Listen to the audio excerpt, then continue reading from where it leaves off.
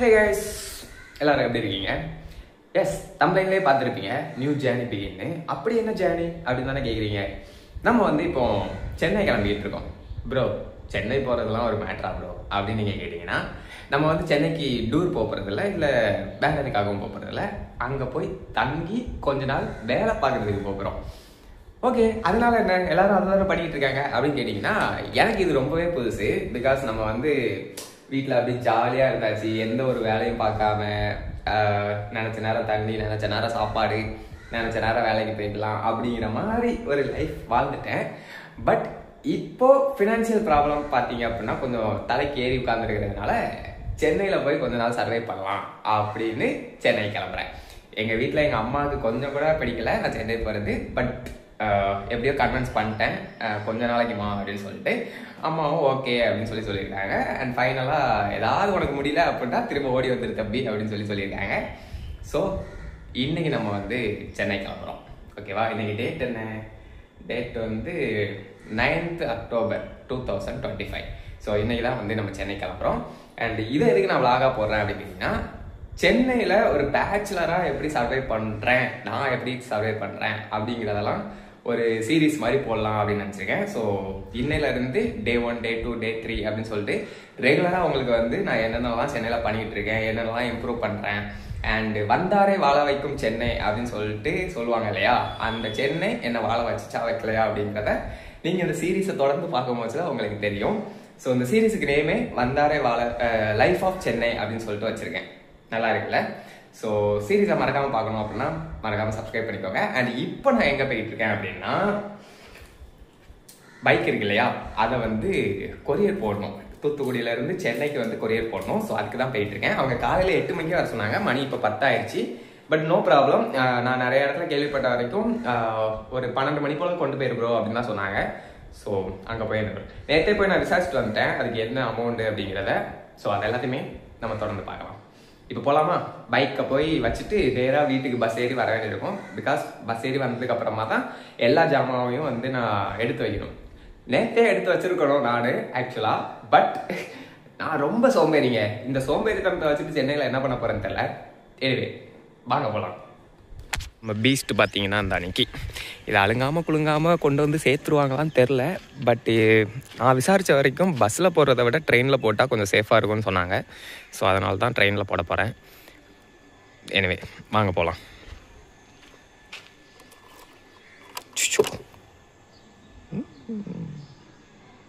RTR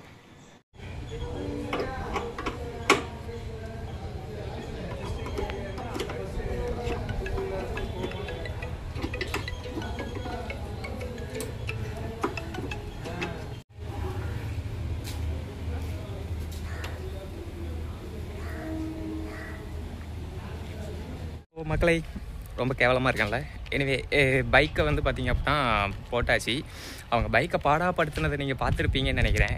எனக்கே கொஞ்சம் மனசு கஷ்டமாக இருந்துச்சு. பட் சேஃபாக வந்துடும் தான் நினைக்கிறேன். ஓகே கைஸ், இனிமேல் தான் வீட்டுக்கு போயிட்டு என்னோடய ட்ரெஸ்ஸு எல்லாமே எடுத்து வைக்கணும், போய் நான் குளிக்கணும். அண்ட் நிறைய விஷயம் இருக்குது. ஸோ எல்லாத்தையுமே வாங்க பார்க்கலாம். அதுக்கு முன்னாடி இந்த பைக்குக்கு வந்து எவ்வளோ செலவாச்சு அப்படின்னு சொல்லட்டுமா? பைக்கை வந்து ட்ரெயினில் பார்சல் போகிறதுக்கு பார்த்திங்கன்னா அந்த சிசி, அதாவது பைக்கோட வெயிட்டு அப்புறம் சிசியை பொறுத்து ஒரு ரேட் இருக்குது. அந்த ரேட்டு வந்து எனக்கு எவ்வளோ வந்துச்சு பார்த்திங்க அப்படின்னா 1170 ரூபா அந்த சம்திங் வந்துச்சு. ஓகேவா, நான் பில் வேணால் காட்டுறேன் உங்களுக்கு. அண்டு அது போக அந்த பைக்கை பேக்கிங் பண்ணுவாங்க இல்லையா, ஸோ அவங்களுக்கு வந்து 500 ரூபா கொடுக்க சொன்னாங்க. ஸோ ஆக மொத்தம் எனக்கு 1600 அந்த ரேஞ்சுக்கு வந்துச்சு. ஒவ்வொரு பைக்கை பொறுத்து இது டிஃபர் ஆகும் அப்படிங்கிற மாதிரி என் ஃப்ரெண்டு சொன்னான். அது எனக்கு எப்படின்னு தெரில. பட் என்னோடய டீட்டெயில்ஸ் எல்லாமே அதில் எழுதி பைக்கை கொடுத்தேன். அவங்க பெட்ரோலை வெளியெடுக்கிறதுக்கு தான் அந்த பாடுபடுத்தினாங்க. ஆனால் ஒன்றுங்க, பெட்ரோல் வந்துக்கிட்டே இருக்குது. நம்ம வந்து நினைக்கிறோம் பெட்ரோல் காலி ஆயிடுச்சு, வண்டி இதுக்கு மேலே மூவ் ஆகாது அப்படின்னு சொல்லிட்டு. பட் பெட்ரோல் வந்துக்கிட்டே இருக்குது. அதை எடுக்கிறதுக்கே கிட்டத்தட்ட 1 மணி நேரம் ஆயிடுச்சு. நான் 10 மணிக்கு போனேன். இப்போ மணி பார்த்திங்க அப்படின்னா 2 மணிக்கு தான் வீட்டுக்கு போயிட்டுருக்கேன். பஸ்ஸில் வந்து அப்படி நடந்து போயிட்டுருக்கேன்.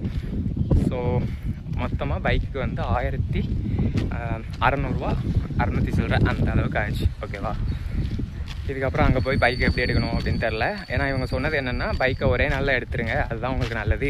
இல்லை அப்படின்னா குடோனில் வைக்கிறதுக்கு 250 ரூபா ஒரு நாளைக்கு சார்ஜ் பண்ணணும் அப்படிங்கிற மாதிரிலாம் சொன்னாங்க. பட் நம்ம தான் இன்றைக்கி நைட்டே கிளம்பிடுவோமே. ஸோ போயிட்டு நாளைக்கு காலையில் அதை எப்படி எடுக்கிறோம் அப்படிங்கிறத நாளைக்கு காலையில் பார்க்கலாம்.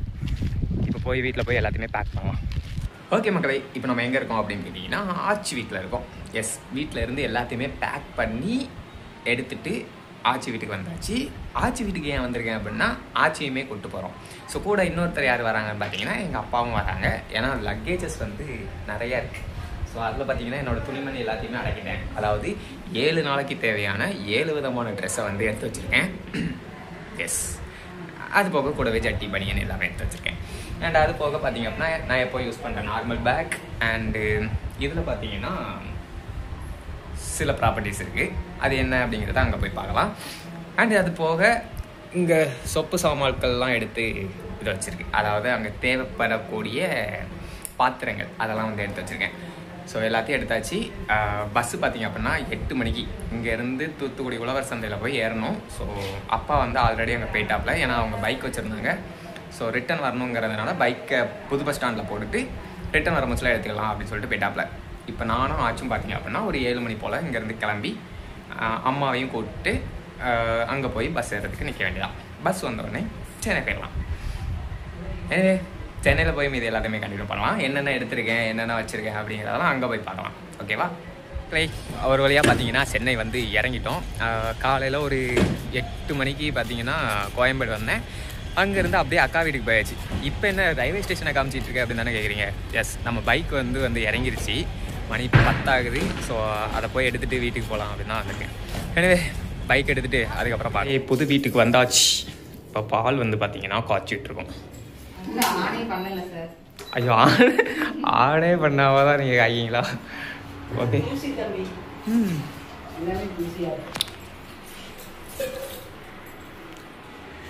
இந்த ஒரு ரூமுக்கு 5000 ரூபா. எங்க வீடை பார்த்தவங்களுக்கு தெரிஞ்சிருக்கும். அது 6000 ரூபா. இந்த ஒரு ரூம் 5000 ரூபா. ஓகே, இருந்துதான் ஆகணும். பாருங்க, ரொம்ப சிரமம்.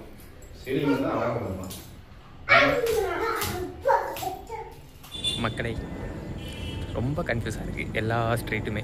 இப்போது கடைக்கு போகலாமே வந்து முட்டுச்சத்தில் போய் மாட்டிக்கிட்டேன். ஆனால் ஆக்சுவலாக அப்போ தான் வெளியே பார்த்தீங்கன்னா போனேன். ஆனாலும் எனக்கு வழி தெரிய மாட்டேங்குது. ரொம்ப கஷ்டமாக இருக்குது கைஸ்.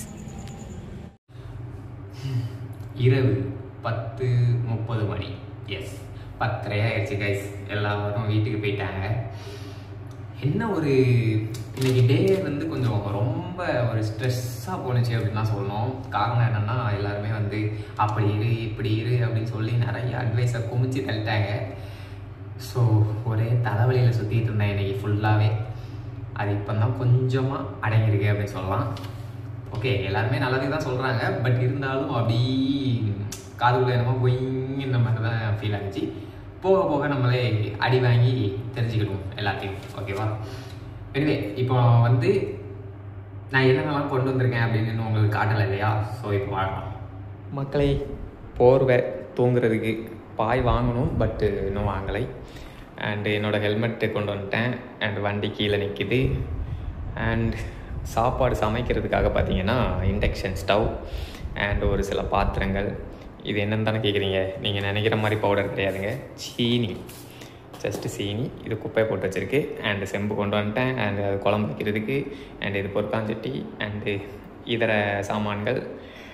அண்டு ஹேய், பழம் இருக்குது, சாப்பிடுமா? நீங்களும் ஒரு கடிங்க காய்ஸ். அண்ட் பார்த்தீங்கன்னா சாமி ஃபோட்டோ அண்ட் அதுக்கு தேவையான ஜாமாக்கள். அந்த கிளாஸ் யார் வாங்கினான்னு தெரில. அண்டு மேலே இருக்கிறது பார்த்தீங்கன்னா தூத்துக்குடியில் கோவி விற்றுட்டு இருந்தாங்க. அது ஸ்கேமுங்கிற மாதிரி கேள்விப்பட்டேன். பட் எனக்கு நல்லா தான் ஒர்க் ஆனிச்சு. ஸோ என்னதுன்னு கேட்டிங்கன்னா வண்டி கழுவுற அந்த ஸ்ப்ரே. ஸோ அது வாங்கியிருக்கேன். அண்ட் இண்டக்ஷன் ஸ்டவோட அந்த இது. அண்ட் நான் கொண்டு வந்த சூட் கேஸ் அந்த இருக்குது. அதை அப்படியே பத்திரமா அங்கே வச்சாச்சு.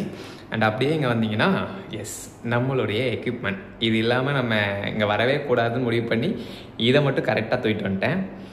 அண்ட் அதுக்கப்புறமா என்னோடய புக்ஸ் இது பார்த்தீங்கன்னா ரீசெண்டாக போய்ட்டு இருந்துச்சுல்ல சைக்காலஜிக்கல் ஆஃப் மணி அது. அண்ட் இதுவுமே ஃபேமஸாக போயிட்டு இருந்துச்சு. ஸோ இதையுமே வாங்கி வச்சுருந்தேன். அண்ட் இது வந்து இசைக்கு முத்துக்குள்ளது படிச்சுட்டாரன்னு சொல்லி கேட்டேன், பட் தூக்கிட்டு வந்தாச்சு. அண்ட் அது போக நம்மளுடைய கண்டென்ட் புக். அண்டு எஸ், இது பார்த்தீங்கன்னா எக்ஸ்ட்ரா மொபைல் நம்ம வேலை செய்கிறதுக்காக. அண்ட் பவர் பேங்க் இருக்குது. இங்கே பார்த்தீங்களா 3, இந்த 3 இல்லாமல் நம்ம உயிர் வாழவே முடியாது. ஸோ அதனால் இதை கண்டிப்பாக எடுத்து வைக்கணும், அதனால் வச்சாச்சு. அண்ட் நம்மளுடைய ட்ரெஸ் எல்லாம் இங்கே வச்சுருக்கேன். அண்ட் அது இப்போது உறிஞ்சி போட்ட ட்ரெஸ். அண்ட் தண்ணிக்கானுங்க, இதை தூக்கிட்டு நான் மேலே வரதுக்குள்ளே நான் பட்ட பாடு இருக்கே, ஐயோயோ அவ்வளோதான், ரொம்ப கஷ்டம். அண்ட் இங்கே ரேக் இருக்குங்கிறதுனால இதுக்குள்ளே சில இதை வச்சாச்சு. சி தட் ஒதுக்கி வச்சாச்சு. அண்ட் ஃபைனலாக பார்த்தீங்கன்னா ஃபேன் வந்து வாங்கி மாட்டிட்டேன். பிகாஸ் ஃபேன் இல்லாமல் எங்களால் ஒன்றுமே பண்ண முடியல, செம்மையாக வேர்த்து கொடிச்சு. ஸோ அதனால் பார்த்தீங்கன்னா உடனே போயிட்டு ஒரு ஃபேனை வாங்கி மாட்டியாச்சு. ஆனால் இது அந்தளவுக்கு ஸ்பீடாக உள்ள டைமண்ட் கம்பெனி ஓகே தான், பார்த்துக்கலாம். ஃபேன் பக்கத்தில் இருக்குங்கிறதுனால காற்று நல்லா வருது. எனிவே கைஸ், இப்படி தான் இன்றைக்கி டே வந்து போணுச்சு. காலையில் வந்து இறங்கணும், அதுக்கப்புறமா அக்கா வீட்டுக்கு போனேன், அப்புறம் போயிட்டு வண்டி எடுத்துகிட்டு அதை கொண்டு வரதுக்குள்ளேயே படாத பாடுபட்டோம். அண்டு வண்டியில் வந்து மிரர் வந்து மாட்டியிருக்கேன். ஸோ மிரர் என்ன அப்படிங்கிறத நான் நாளைக்கு காட்டுறேன். அது ஒரு மாதிரி ஸ்டைலிஷாக இருக்கும். அது மாட்டினதுக்கு ரீசன் என்ன அப்படின்னு கேட்டிங்கன்னா, மொபைல் ஹோல்டர் மாட்ட வேண்டியிருந்துச்சு. ஸோ அதனால வந்து அதை மாட்டியிருந்தேன். பட் பார்க்குறதுக்கு ஒரு மாதிரி ஸ்டைலிஷாக தான் இருக்குது. அண்ட் அதுக்கப்புறமா பார்த்தீங்கன்னா அக்கா வீட்டுக்கு போயிட்டு மறுபடியும் வண்டியெல்லாம் தொடச்சி எடுத்துகிட்டு அண்ட் அங்கேருந்து கிளம்பி இங்கே வந்து பால் காய்ச்சோம். அந்த பால் காய்ச்சலாம் பார்த்துருப்பீங்க. ஸோ அதுக்கப்புறமா ஆச்சை கொண்டு போய் அக்கா வீட்டில் விட்டுட்டு, அப்புறம் அப்பாவை கொண்டு போய் பஸ் ஸ்டாண்டில் விட்டுட்டு, அண்டு சாப்பாடெல்லாம் வாங்கி சாப்பிட்டுட்டு கடைசியாக வீட்டுக்கு வந்து இப்போ தான் படுத்துருக்கேன். ஸோ இதுதான் டே 1 ஆஃப் சென்னை லைஃப் அப்படின்னு நினைக்கிறேன். பட் இன்றைக்கி கணக்கு வைக்க வேண்டாம், நம்ம வந்து நாளையிலேருந்து டே 1 அப்படிங்கிறத கணக்கு வச்சுக்கலாம். ஸோ இது வந்து ஜஸ்ட்டு இன்ட்ரோடக்ஷன் வீடியோ, ஓகேவா? கொஞ்சம் மொக்கையாக தான் இருந்திருக்கும், பட் போக போக நல்லா விளாக் எடுப்பேன் அப்படின்னு ஒரு நம்பிக்கையில் இந்த வீடியோவை இப்படி முடிச்சுக்கிறேன். கண்டிப்பாக தொடர்ச்சியாக பாருங்கள், நான் என்னென்ன ஸ்ட்ரகிள்லாம் ஃபேஸ் பண்ணுறேன் அப்படிங்கிறதெல்லாம் வரிசையாக வந்து உங்களுக்கு காட்டுறேன். பேச்சுலர்னால் இந்த மாதிரி தான் இருக்குமா அப்படிங்கிற மாதிரி உங்களுக்கு காட்டுறதுக்கு ட்ரை பண்ணுறேன், ஓகேவா? அண்டு முக்கியமாக இது நான் போகிறதுக்கான ரீசன் என்னென்னா, நிறைய சஜஷன்ஸ் கிடைக்கும் அதனாலையும். ஸோ எல்லோரும் மறக்காமல் சப்ஸ்கிரைப் பண்ணி வச்சுக்கோங்க. அண்டு லைஃப் ஆஃப் சென்னை எப்படி இருக்குது அப்படிங்கிறத மறக்காமல் கமெண்ட் செக்ஷனில் சொல்லிடுங்க. அண்டு சென்னை பற்றின என்னோட ஒப்பீனியன்ஸ், ஃபஸ்ட் இம்ப்ரெஷன் அப்படிங்கிறதெல்லாம் வந்து நாளைக்கு வீடியோவில் பார்க்கலாம். ஏன்னா என்னால் எனக்கு சுத்தமாக முடியல.